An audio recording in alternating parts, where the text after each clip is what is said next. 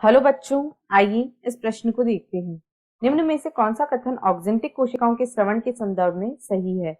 विकल्प कथन 1, यह प्रोटीन को विकृत करता है और रुधिर में संयोजी ऊतकों को नरम करता है। 2, यह रेनिन को सक्रिय बनाता है। 3, यह आरबीसीज के परिपक्वन में भूमिका निभाता है। और 4, यह ट्रिप्सिन को सक्रिय करता है। विकल्प ए 1 व 4, विकल्प बी 2, 3 व 4, विकल्प सी 1, 2 व 3 या विकल्प डी 1, 2 व 4। इस प्रश्न की जो मुख्य अवधारणा वह है ऑक्जेंटिक कोशिकाएं। ऑक्जेंटिक कोशिकाएं जो होती हैं उनका पाचन तंत्र में या पाचन की प्रक्रिया में क्या योगदान होता है तथा इनके द्वारा कौन से स्राव निकलते हैं वे हमें यहाँ पर देखना है।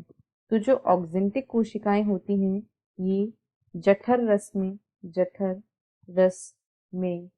HCl व CIF का स्रावण करती हैं।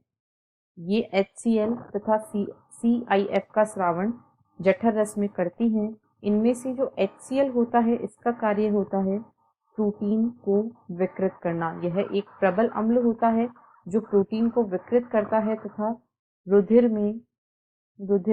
में जो संयोजी ऊतक होते हैं, रुधिर में संयोजी ऊतक उनको नरम बनाता है।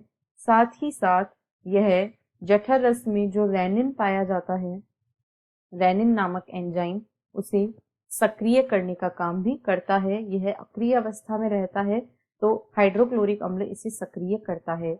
जो CIF होता है इसकी भूमिका होती है वह विटामिन B12 के, यह विटामिन B12 या B12 के अवशोषण में सहायक होता है और इसका अवशोषण CIF के द्वारा होता है। विटामिन B12 जो होता है यह आरबीसी के परिपक्वन में भूमिका निभाता है। यह आरबीसी को परिपक्व करने में भूमिका निभाता है। अतः यदि हम कथनों को देखें तो 1 सही है, यह HCl के द्वारा होता है। 1 व 2 दोनों ही कार्य HCl के द्वारा तथा यह आरबीसी के परिपक्वन का कार्य CIF के द्वारा होता है और ये दोनों ही ऑक्जेंटिक कोशिकाओं के स्राव में उपस्थित होते हैं।